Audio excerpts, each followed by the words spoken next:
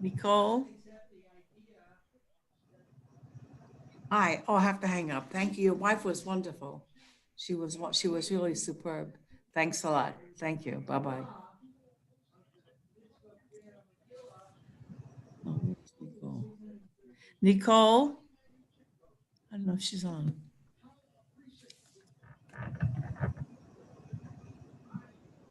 Shalom Rabbanit Frankel.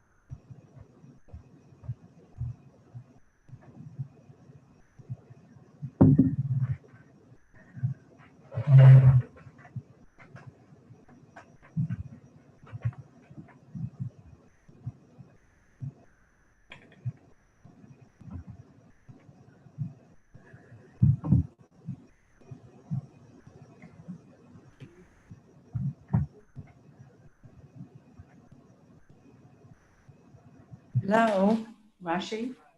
Hi, I just want to tell you, Nima was just on Mishmat on the video. And she was really breathtaking. She was just absolutely breathtaking.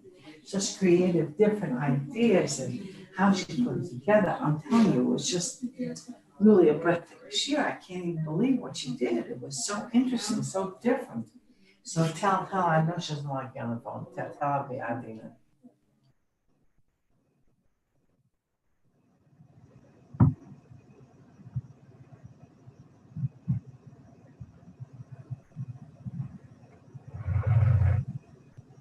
Nicole, are you on the phone? Are you on the program? Hi, Nicole. Shalom, Rabbanit Shmecha.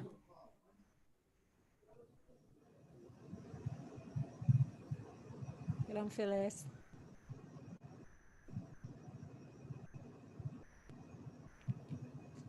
Phyllis, how are you?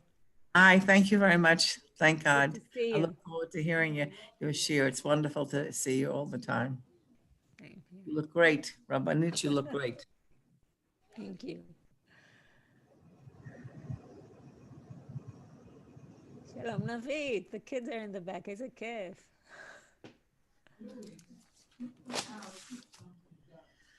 So excited.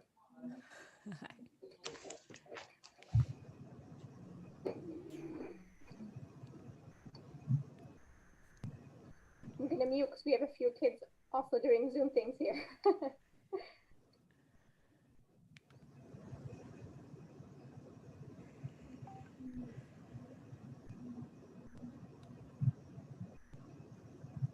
You could start, Racheli. People are coming. Okay. Thank you. So, wow. Some faces I haven't seen since before Corona. It seems like forever. Seems like a whole different world. Yeah. Tov. So, I gotta make this taller.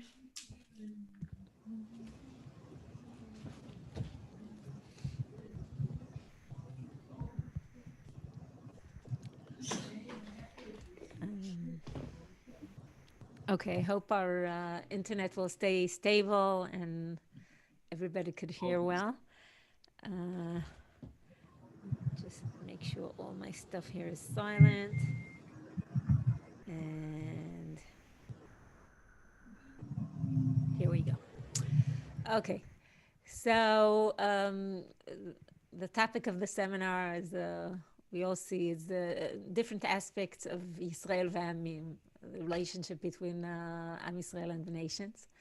And what we're going to do together will have to do with the state of Israel, the state of Israel among the nations. It won't be, it won't be comprehensive. It won't cover everything. It will just bring up a few points in this topic, and the truth is, it's one aspect of a bigger issue, and that is Jewish sovereignty and Jewish sovereignty in Eretz Israel, and how it plays into halacha, and how it plays into the way halachic authorities, poskim, view themselves, view their work. So we'll expand a little bit on that and try to look at specific issues that pertain to what we have here. So just as an open, we sent the Depei Mekot, and I'm also going to share. Of course, as usual, there's a lot of Hebrew here, but I promise to translate anything I use. I'm going to do it this way. And is the font big enough? Do you want me to make it bigger? It's okay? It's okay. Okay. So just as an opener, a statement by David Ben-Gurion, first prime minister, the person who actually decided the final version of the independence declaration, and definitely the timing.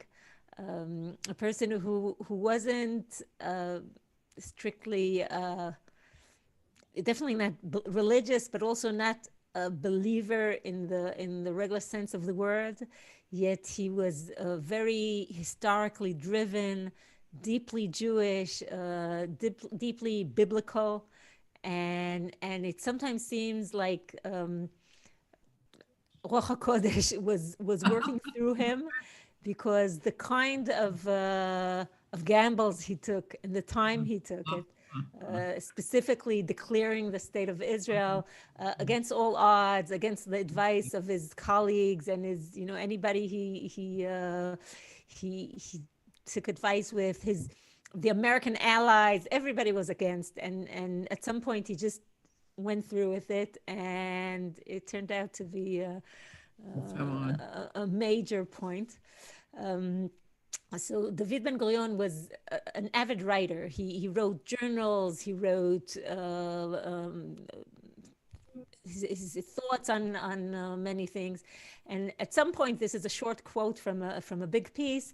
He says, history didn't, I'll just say now, some of these things I managed to either translate myself or to find a translation, but not everything. So here he's saying, ההיסטוריה לא פינקה אותנו בכוח, באושר, בשטחים רחבים וברוב עם.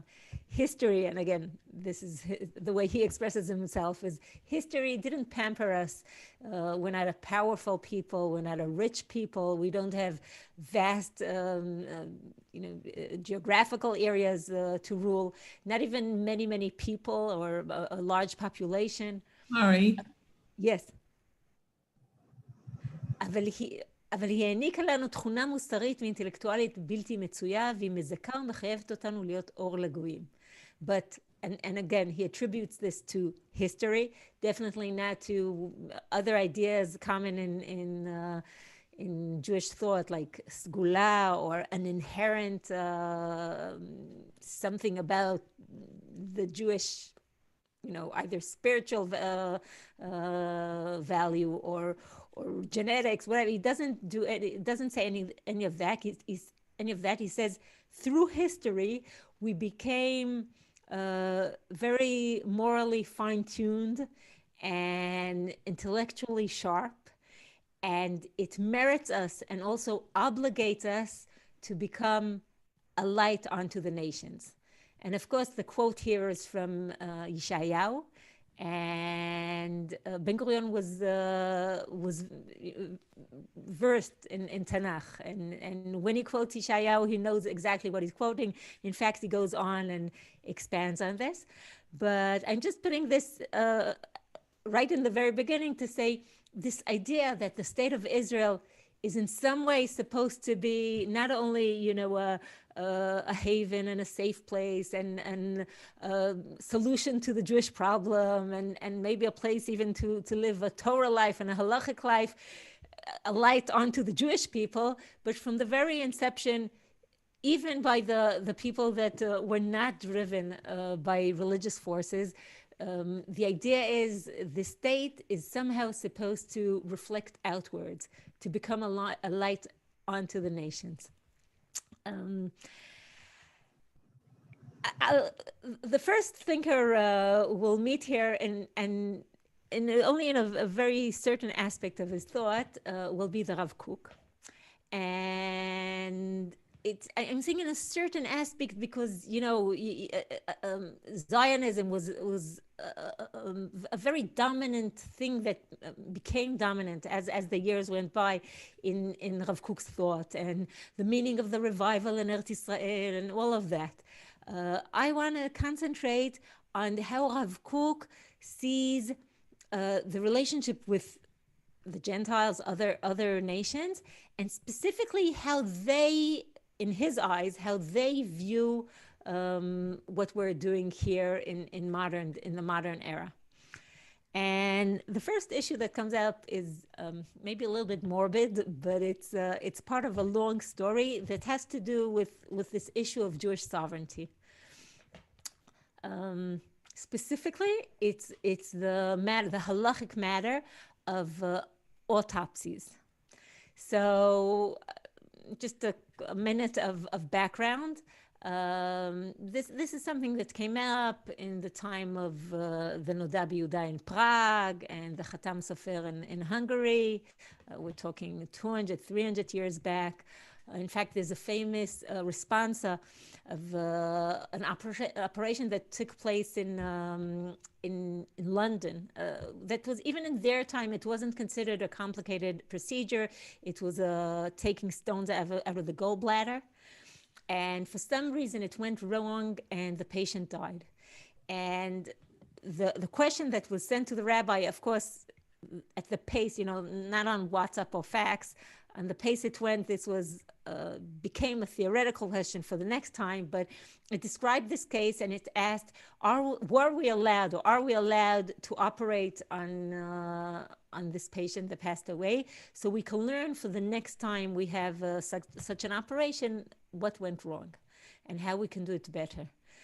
And the Noda B'Yehuda, and in a different way, Khatam Sofer, basically say all the rules of Pikuach Nefesh pertain to what we call Chole She'ita Kaman, a patient that is in front of us, a specific known patient.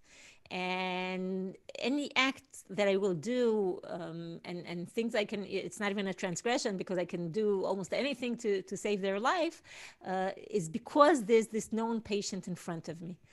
But violating the body of this Jew that passed away could be complicated in a number of ways. Hey, I'm online.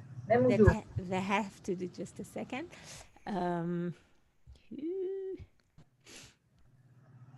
Oops. I can't do this. Okay. So there's the issue of desecrating the body and not bringing it into to burials to be buried right away, and deriving any benefit from a dead person's body. It's a number of things that are problematic halachically. And he said, if we would have the patient right next to the body, we would allow all of this to save the patient's life.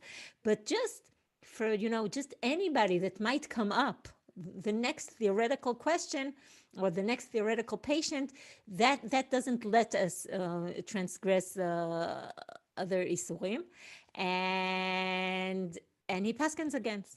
Now we can easily understand the Noda B'Yehuda in Prague, in a kingdom that's not a Jewish kingdom, and he's really in charge of his Jews in the city, and he's not in charge of the general medical community. And as things, years pass, and the settlements in Eretz Israel start developing, this question comes up again, and it comes up in the context of the idea that people would like to start a medical school, actually the Hadassah Medical School on Mount Scorpius, Har HaTzofim. And you can't train doctors without understanding physiology well, and the way to do it is through operating on corpses. And this becomes an issue, and it is discussed over and over. And for about 20 years, one of the main reasons that the medical school doesn't open, the opening of the medical school is delayed, is because they couldn't get the rabbi's consent to, or any agreement on how we're going to do it practically. And at some point, this question gets to Rav Kook. And interestingly, Rav Kook has an interesting offer. He says, almost all the problems that come up in autopsies, if they're done in full dignity and only for the right reasons, don't come up halachically if they're performed on Gentiles. You're obligated to bury this. It's still things that you must do, but you can delay it a little bit to study from the corpse, and then you honor it with everything it deserves. So most of the isurim, if it's a Gentile, it doesn't come up. So Rav Kook says,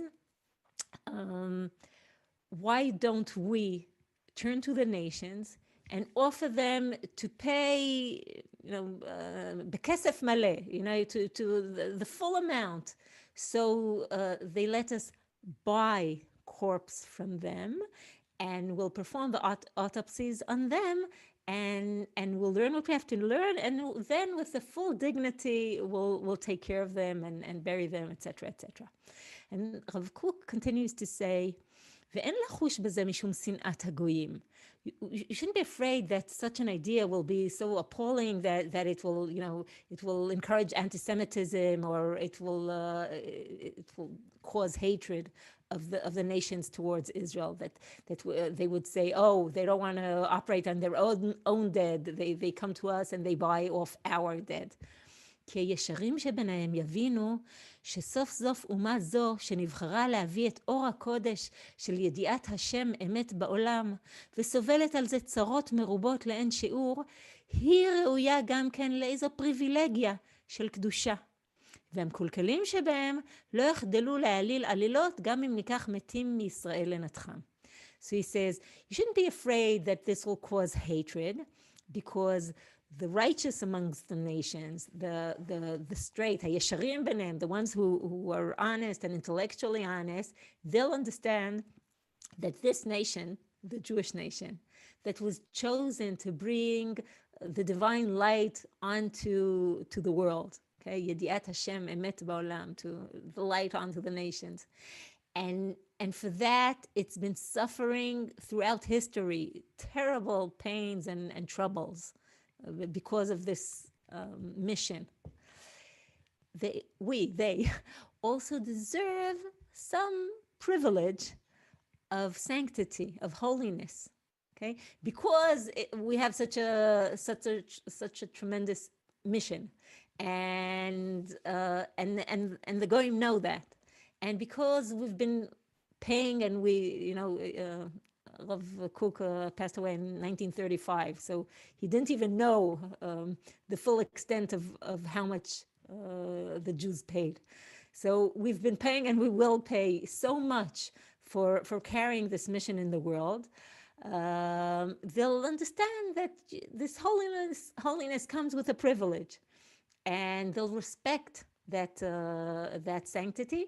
And the ones that, the mekulkalim, the spoiled ones, the ones that aren't so righteous, they hate us anyhow. They make up stories about us anyhow, and nothing would help, even if we would use only our own dead to study medicine. Nothing would help with them.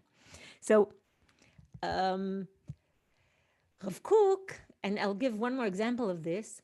He has a view of the nations where he says the nations, at least Western nations, the ones that are more familiar to him, he's not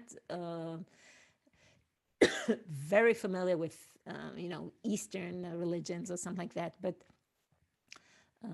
Muslims, Christians, the nations that comprise most of the world he knew, he says the righteous amongst them, they understand the mission, our mission in the world.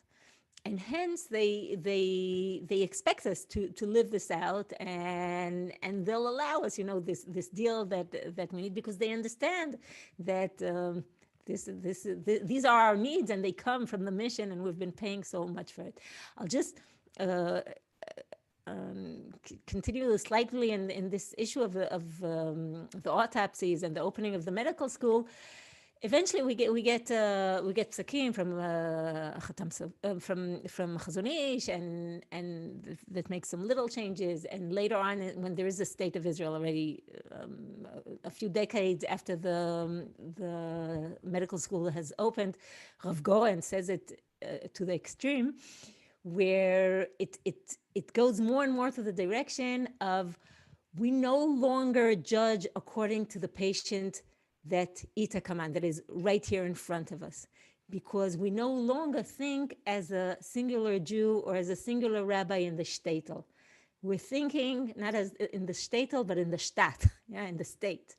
And as responsible for the state, everything is in front of us. The patient that is going to come 10 years from now, and he's going to need the doctor that wasn't trained yet, he's also in front of us.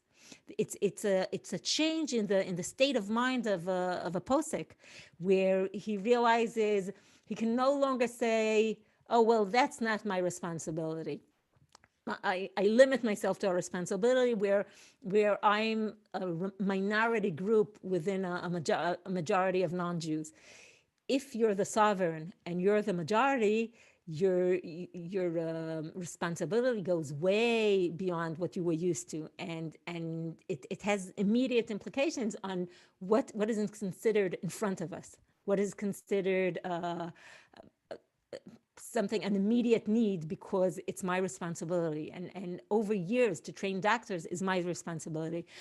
Rav Goren goes to as far as, and I won't say that every posek says this, but as far as to say that a Jewish police in a Jewish state, if they must, can have an autopsy on Shabbat in order to find to be able to catch a murderer.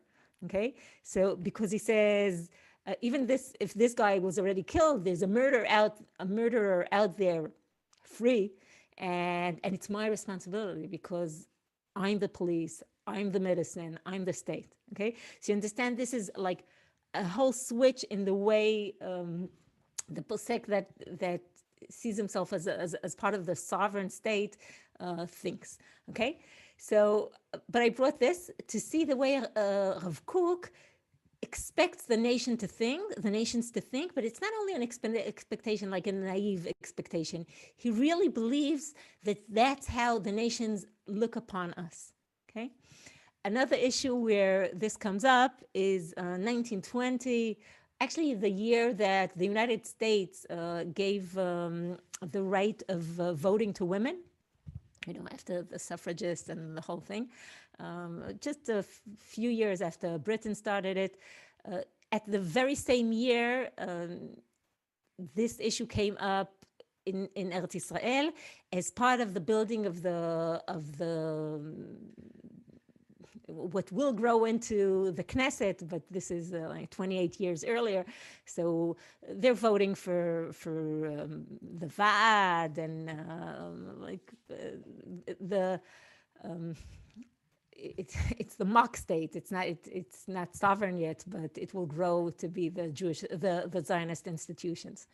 And there's a very great discussion about giving women votes or the right to vote, and Rav Kook is against, but some of the reasonings he gives are very interesting because they reflect the same thing. And I won't necessarily read it inside, but I'll tell you what he says. He says, the declaration we were so happy about, the Balfour Declaration, that gave us hope and is starting the process of our Geula, is based on the understanding that the righteous among the nations think that our connection to Eretz Israel is through our connection to the Bible.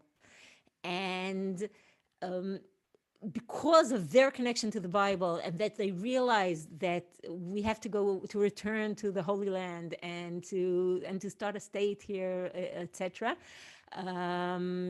we have to reflect that we are that biblical, the nation of the Bible, and that we reflect the biblical values. And the people, all our haters out there, they say that we're no longer the same people, that we don't really deserve it, that we lost the connection to the Holy Book. And one of his main issues with this modern idea of giving women the vote is we're going to lose out on that, because all our friends amongst the nation, they're going to look at us and they'll say, you're supposed to represent the original values of the Holy Book. Why are you going after this brand new trend, this European? You're turning out to be like a pale imitation of what's going on in Europe. Okay? So of course, this is halachically and in other ways, it's a great big argument, and we're not going to go there. But it's interesting to see again in the eyes of Rav Kook how he sees the nations, how he thinks they see us. He says they all are expecting us to be the top model of biblical values. They understand our mission in their world. They look up to us. They understand the holiness and the sacredness and hence some limitations, like with the autopsies, or here, like with you have to be the original. You can't just go after this brand new trend okay. So interesting. Okay. It's something that comes out quite a lot by Rav Kook.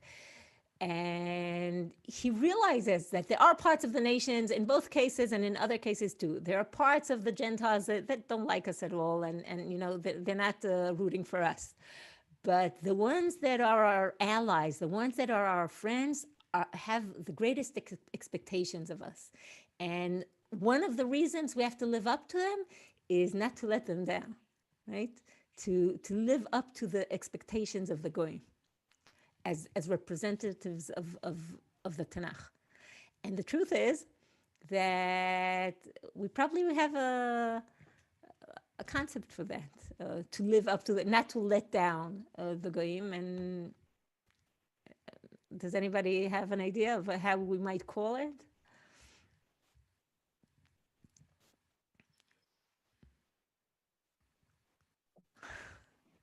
I think it's a relative of what? Kiddush Hashem? Kiddush Hashem, and the opposite, Chilul Hashem. Okay? So in some of these cases, it sounds almost pragmatic. Let's not lose out on, we're gonna, it won't pay off. But it goes beyond that. It says the nations are looking at us. We're representatives of the Bible, of HaKadosh Baruch Hu, of the values of the Torah, etc. So even though in both cases of the autopsies and of the women's vote, the specific halachic situation is way far from where Rav Kook thought it might be or should be. The idea itself is still a very valid idea. Tov. I'm letting this part go, and I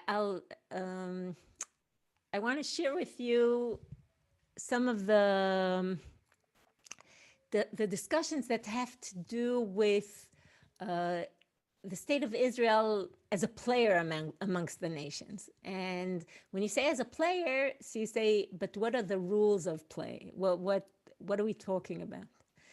And a major part of that would be international law, and how we view, the poskim, view international law, and do they have any expectations not only for the way the state of Israel should run, but how should it handle itself in the in the world of other criteria that's made up by other nations. Rabbanit Racheli? Yeah. Hi, can I ask you one question with what you said originally in terms of the question of the autopsies and what Rav Kook was getting into? On one hand, it's like a fairly new question when we have the state of our own. It's different than like what you were saying, Nodab Yehuda and the poskim that we're talking about it when we were just, scattered amongst the Goyim and Galut.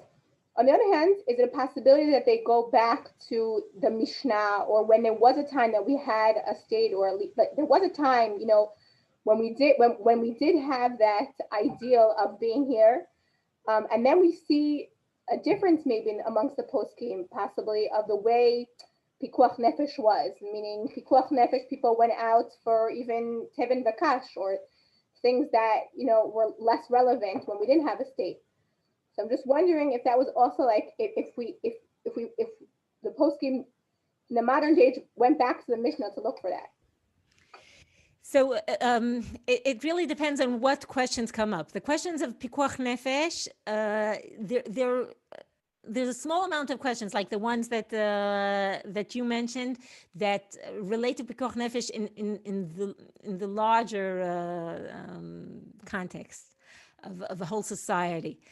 Most of the halachot of Pikuach Nefesh, the way they came down, the whole Shoshelet of halacha pertain to the individual patient. Most of it, even though there are things like laws that become relevant in pandemics, have a greater effect, but usually it's the individual patient. Now, I didn't bring here, but the person who dealt more than anybody else with the issues of war and how a Jewish state should conduct itself in everything that pertains to army and war is Rav Goren. And Rav Goren writes a book that's called Meshiv Milchama, and it's interesting because it's not the first book that's written for the Jewish soldier. Even Chafetz Chaim had a book for the Jewish soldier by the Tsar. But there it's a guide for Jewish survival. It's what do you do? What are you allowed? When are you allowed to? How do you keep kosher, etc. Rav Goren wrote a book for the state. So he doesn't ask himself the questions of how does an individual soldier survive. He asks himself the questions of what is right for a state to do, for a Jewish state to do. And there you feel a tremendous lack in sources, in texts. And he goes back to Tanakh, and he deals with Shifcha Rufa, Egla Rufa, he mixed it to Egla Rufa, and he deals with Shimon Velevi and the story of Dinah, and he gets out there of the Tanakh everything that he can feel, that he feels is relevant, and these are things that have hardly been done by poskim for many centuries. He goes to any Hashmonaim sources that he can get, because when did you have a sovereign Jewish state? The Mishnah wasn't in a sovereign Jewish state. The Mishnah was after Churban. But Hashmonaim, for about 100 years, they were almost independent. So he reads Sifrei Maccabim, and he reads Josephus Flavius, and you really feel the absence of text. The only person that really set up some kind of system is the Rambam and Hilchot Melechim ve'Milchemoteim, but it's not something you could translate into a modern day war. He deals with it a lot, but it's not one-to-one with the modern reality. So if you're asking, do they go back to the Mishnah, etc., there aren't so many relevant sources, but there's definitely a thirst for any relevant source that could be used. One of the places where this came up is 1953. There was something called the Kibbia event and the Kibbia operation, where after a very long time that there were terrorist attacks through the border. The border was almost permeable. From today to Yehuda v'Shamron, it used to be Jordan. And again, people were killed in terrorist attacks. And the last event was a mother with 2 of her children were killed and others were wounded. And the next day, with the silent permission of the government, the Israeli army, less like 4.5-year-old army, goes across the border to a village called Kibbia. And there are, supposedly that's where the terrorists came from. And it's a retaliation mission. So I hope I'm getting the numbers correctly. I think that about 45 houses were blown up. And the fighters knew only of 11 casualties, but actually it was more like 65, and people that shouldn't have been killed, children, women, uninvolved. And once this whole operation was known and the numbers, etc., it became a very, very big deal. And internationally and nationally and philosophically and religiously. And we have many different people talking about it. Very interesting piece by Yeshayahu Leibovich. And then there's, and Rav Goren, of course, and Rav Shaul Israeli. He was born, I think, 1909. He passed away in the beginning of the 90s. He was a prominent posek in the Dati Leumi circles, one of the heads of Yeshivat Merkaz Harav, the yeshiva that Rav Kook established, one of the major writers in this context. And he deals with the what do you do with such an event? And is it legitimate? Or now, when Leibovich spoke about it, he says the nations that are waving a finger at us, they themselves, the Americans, with the consent of the British, they went through what they did in Hiroshima, etc. It's not like retaliation isn't done amongst the nations.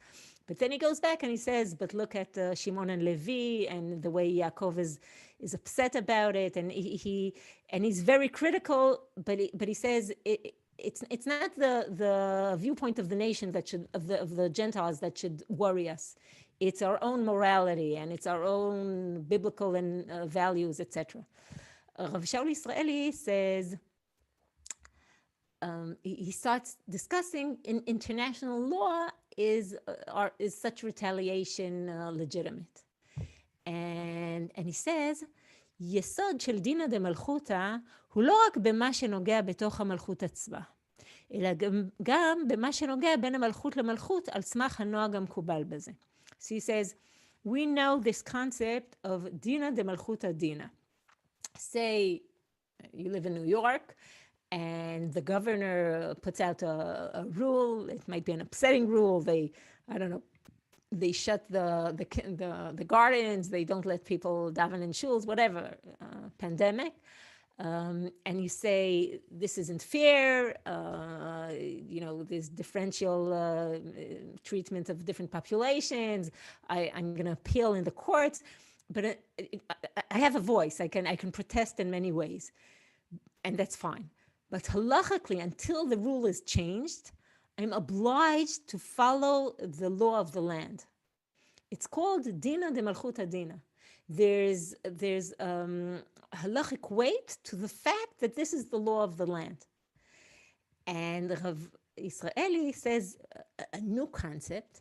He says Dina de Malchuta Dina is not only relevant within the nation, where you have to be a law-abiding citizen, etc. It also is relevant amongst the nations. Okay, you have citizens in a specific land. They're all obliged to follow the rule, unless it's terribly immoral or something.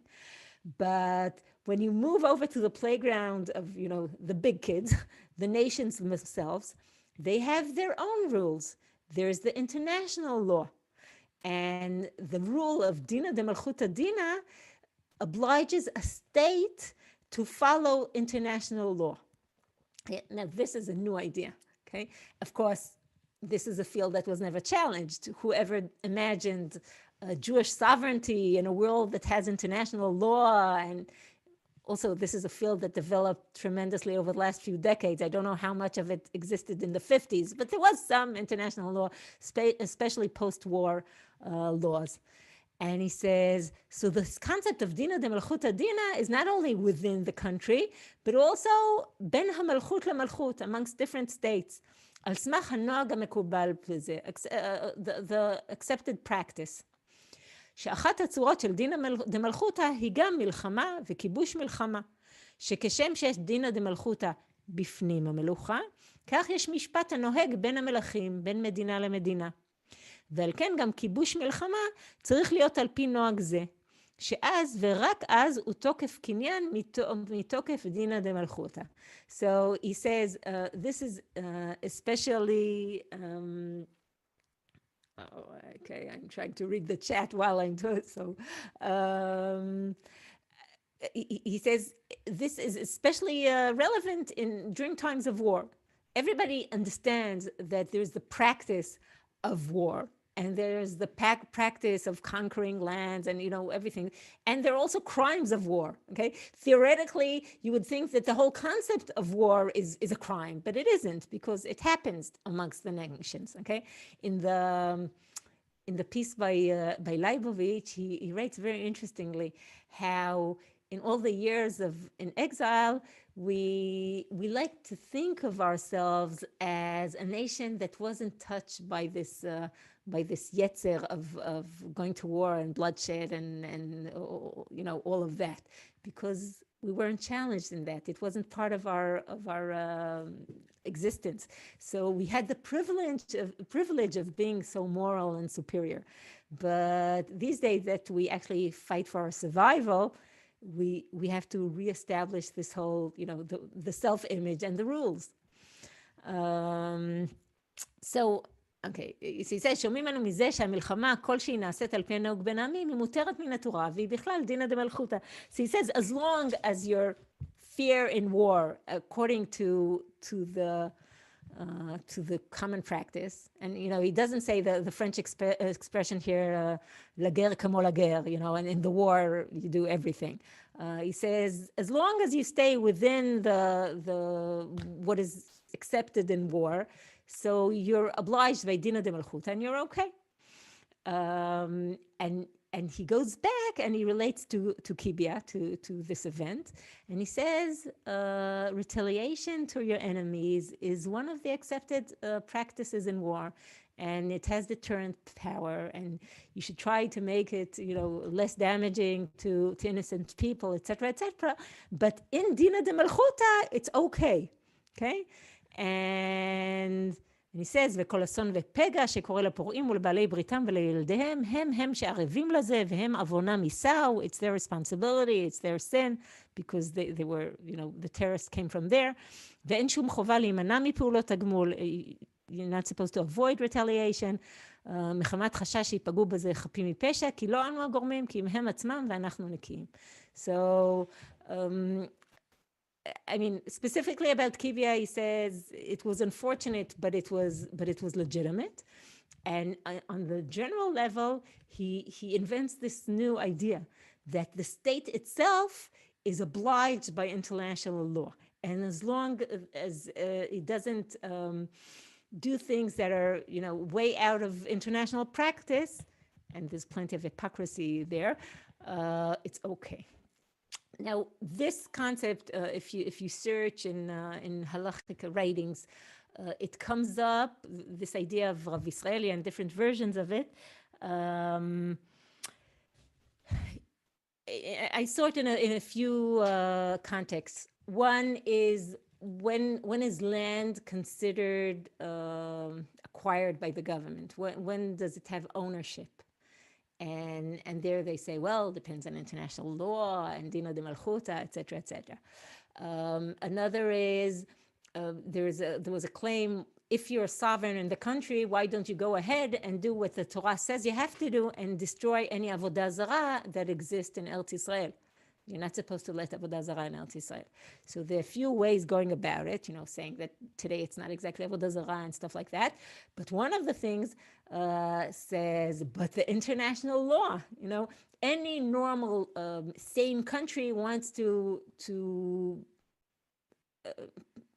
keep a certain amount of quiet and peace amongst its citizens, and international law obliges, and that's enough reason. It's enough of an infringement on your own sovereignty that you won't have to destroy something that doesn't make sense politically to destroy. Okay, so that's another issue where they said dina de malchuta dina. There's international law. We can't just destroy something that we consider to be avodah zarah. Another place where it came up was I have to remember the English word. Extradition the laws of giving in a criminal that another country demands. And it's really not very simple for Jews to give in one of their own to a different country that demands it. But there's a long discussion of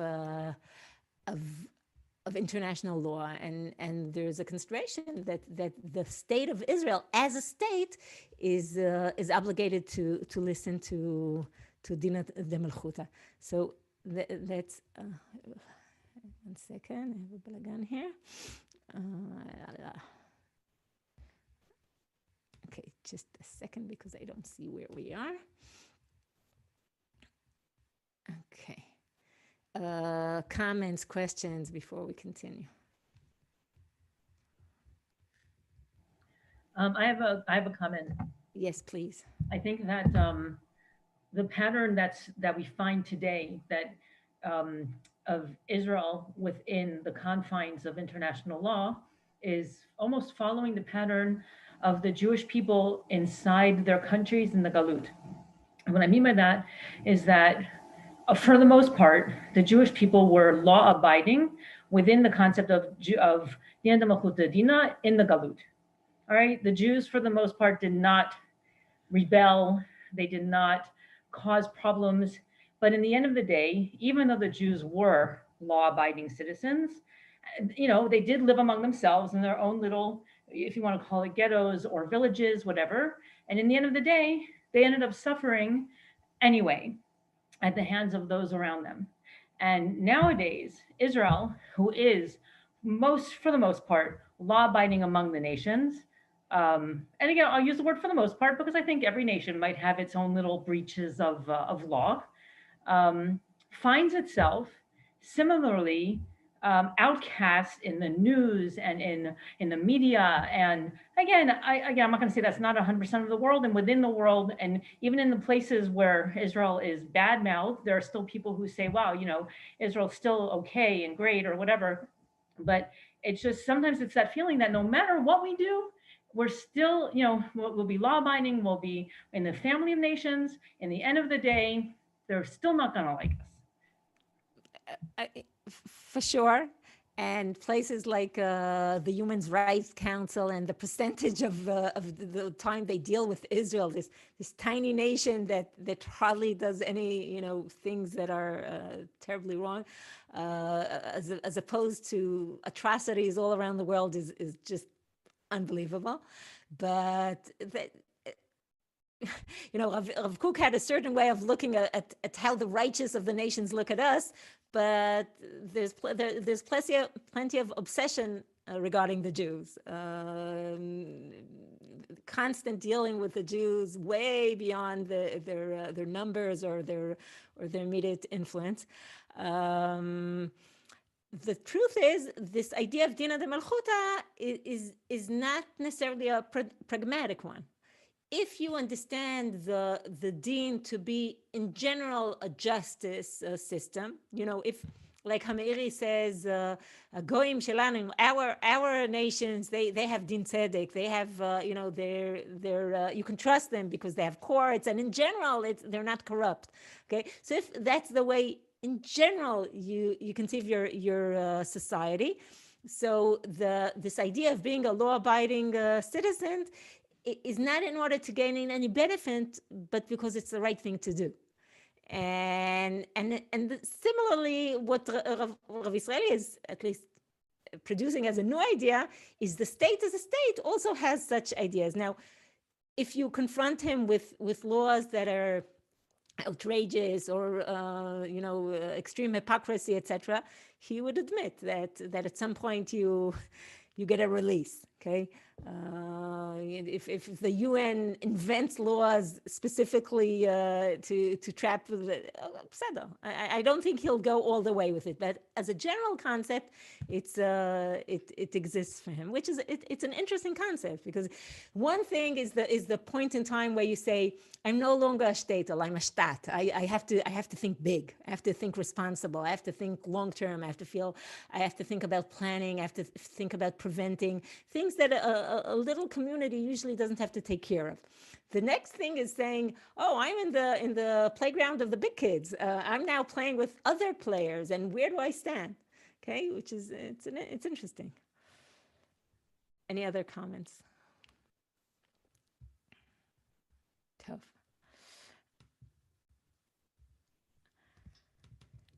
Okay. Here we go. So, I want to just touch on two more things in the time we have left. One is Rav Yehuda Amital. He was the Rosh Yeshiva, he was a Holocaust survivor, and he was a Rosh Yeshiva in Har Etzion in the Gush, together with Rav Lichtenstein. Today both are Zecher Tzadikim Livracha. And this is an issue that came up a few times by Rav Amital. There's a shiur and a lecture that he gave on the topic of desecration of God's name committed by the state, Chilul Hashem committed by the state. And I have to spend a minute. We mentioned Kiddush Hashem and Chilul Hashem earlier, but just to say something about what happened to this concept of Kiddush Hashem. Originally, when we I'll stop this for a minute. Originally, when we speak of Kiddush Hashem in the Bible, we almost always, or maybe you can say always, speak about not desecrating God's name in front of the nations, in front of the Gentiles, in front of the other people of the world. Often it's us turning to HaKadosh Baruch Hu and saying, Leman Shimcha Gadol, it's not for us, if it were only us, forget it, but look at all the nations, they're looking at us, and you can't let, our God's name be desecrated. Sometimes it's even HaKadosh Baruch Hu himself. It's like in the prophecy in Yechezkel, it describes how we truly did not deserve to be salvaged from Egypt. Even as we were taken out of Egypt in the desert, Yechezkel describes that we were worshiping idols. Okay. And really, if it were up to the impulse, everything here is metaphorically, I would destroy you in the desert. But I didn't want to desecrate my name. I didn't want, all of the nations to look and say, that's what he took them out of Egypt for, etc., etc. So throughout the Bible, Kiddush Hashem is an issue of the relationship between Yisrael and Amim. Now, as we go, we stop being a sovereign nation. It's not about the kingdom of Shlomo and David and Shlomo and what comes later. And towards the end of the time of the Bible, you go into the time of the Mishnah. In the world of Chazal, Kiddush Hashem is about the individual. It's no longer about the nation. And the extreme form it wears or it embodies is it's a point in time where when you talk about Kiddush Hashem b'farhesia, when do you have to give up your life in order not to desecrate Hashem's name, okay? It's in parhesia, when there are people looking. And what is the definition of that parhesia? It has to be a crowd of 10 actually observant Jews, okay? It has to be, if he's a Mechalel Shabbat b'farhesia, he doesn't count in the crowd, in the audience of Kiddush Hashem. So it went all the way to the other end, okay? From something that has to do with a nation amongst the nation and protecting the name of our God amongst other nations. It became about the individual and their relationship to Hashem, and the Jewish crowd watching it.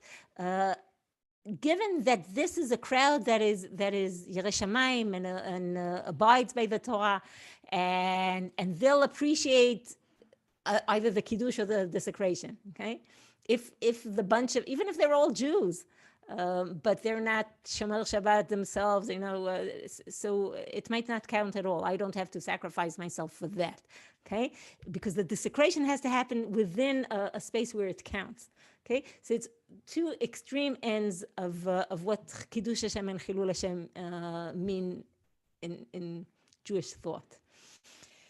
Now we're back in Eretz Yisrael, and now we're playing the game as a nation too, not only as individuals, and not only towards our community and towards the greater Jewish community that is mostly not Shomer Mitzvot in the regular sense, but we're also back playing as a nation.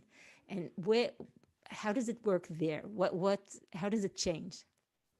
So Rav Yehuda Amital had to say a few things about that, and we don't have many minutes, so I'll say it briefly. He starts talking about the story of the. First, he says,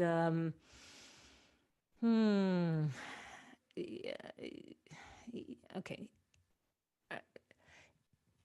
Just reading one paragraph. This passage, however, is dealing with the desecration of God's name committed by an individual. Without a doubt, the desecration of God's name committed by the community or its representative, the king, is even more severe. As is described in the scriptures, and he goes into the story, and he says, the king, as a representative of the nation, there the potential of Chilul Hashem and Kiddush Hashem is much, much greater. And he goes into the story of the Givonim. In a nutshell, the story of the Givonim is they deceive David HaMelech and they cheat him into giving his word and creating a covenant with them to protect them. They say they're gerim that came from they're interested in becoming gerim. They came from a faraway country. Actually, they're the neighbors next door, but he gives his word to them. Okay, that's a very, very, very short version, and eventually he goes to extremes in order not to violate that promise because he gave the word. And when the Gemara says, how come? It answers, you'd rather erase a mitzvah or a letter from the Torah than cause Chilul Hashem, because Chilul Hashem is so terrible. Okay? And then it goes on to try to, he analyzes the Rambam, lo chashuv karega, but he tries to make it relevant to our time. And it was both in this shiur and in a different source. I took it eventually from a different source. He says the following things. It's in Hebrew and in English. I'll read it in English. I don't know of a more official public commitment than Israel's Declaration of Independence, signed by all of the country's leaders. It promises that the state of Israel will uphold the full social and political equality of all its citizens, regardless of nationality or ethnicity. Okay, Megillat HaAtzmaut says that it will treat everyone equally and give everybody the equal rights. It doesn't matter if they're Jews or non-Jews. The Declaration of Independence promises it. This official promise has a binding halachic weight based on the sanctification of God's name and the prevention of desecration of God's name. Okay, so basically, and in this other shiur, he based it on the whole story of the Givonim and how David worked so hard, was willing to sacrifice so much not to break his word. He says the Megillat HaAtzmaut, the Declaration of Independence, is almost a halachic document. Okay, now he later on he says, don't get me wrong, because the Haredim say, oh yeah, Rav Amital says it's a halachic document, and what if they all sign that they're going to eat pork? So he says, no, the fact that we committed ourselves, or all our leaders, in a public, legal way towards the non-Jews that live in Eretz Yisrael, has halachic weight, the way we learned from David HaMelech. Okay, and he continues to say, the way we relate to the nations of the world is based on 5 principles. One is Chaviv Adam Shenivra B'Tzelem. Beloved is the person created in the image of God. The second is Dvekut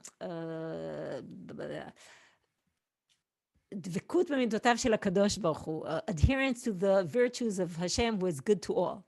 The third is the principle of Darkei Noam v'chol netivotei shalom. Her ways are pleasant ways and all her paths are peace. Her meaning the Torah.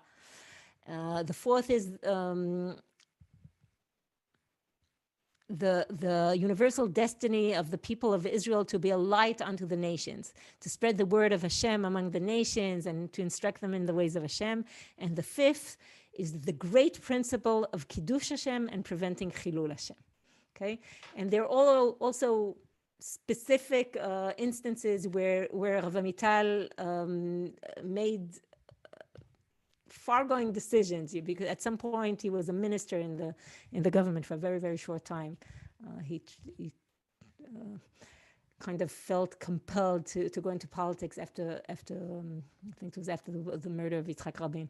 And in any case, this idea that there is Kiddush Hashem and Chilul Hashem and the way that the state of Israel conducts itself was a major issue for him.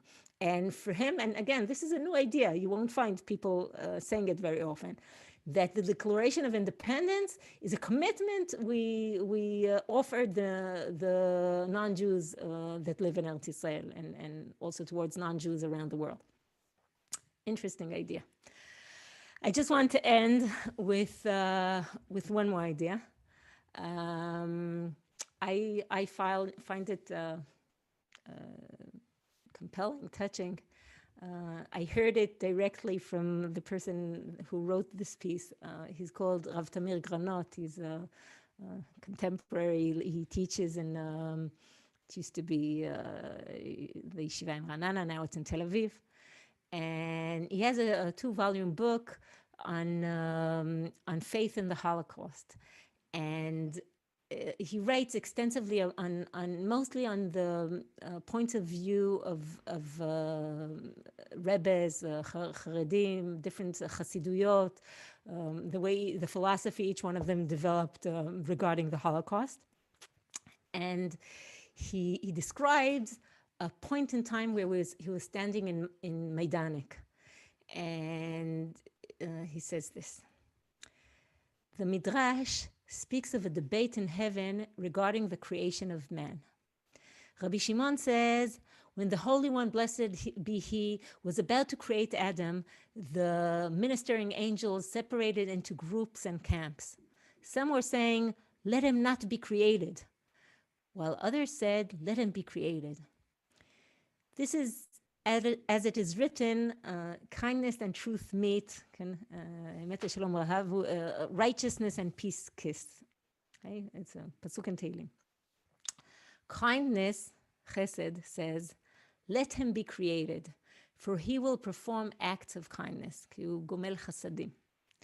Truth said, midat haemet, was saying, this is like the heavenly court. Okay, so we have the virtue of truth saying, let him not be created, for he is full of deceit. Righteousness says, tzedek says, let him be created, for he will perform righteousness. Peace says, midat shalom says, let him not be created, for he is full of quarrel. Okay, so this is a source from Bereshit Rabbah. And Rav Tamir continues and says this: I wrote the following during a visit to the Majdanek death camp. In Majdanek, almost everything is in its place. 60 years on, it's more now, and the sense of terror and evil is still in the ear. The gas chambers, the crematoria, the huts with shoes, the ash. Majdanek lies on the outskirts of the town of Lublin. On one side, people are plowing and sawing. On the other, they are murdering and burning. There's a point in Majdanek where you can stand by the fence and you see both things, imagine 60 years back, happening simultaneously. At the moment this midrash went through my mind, with Chazal describing the debate among the angels concerning the creation. If there is a place like Majdanek in the world, and there is more than one, then the angels who said, "Let him not be created," were correct. If this is what man has wrought in God's world, it would have been better had he not been created. Then I wrote the following. Two groups of angels say, "Let man not be created." Today, these two groups have the strongest of proofs, the most concrete of all evidence. Auschwitz, Majdanek, Treblinka, most convincing evidence. The heavenly court will no doubt be persuaded. Two groups of angels say, "Let him not be created," and the heavenly court is about to rule, "He shall not be created."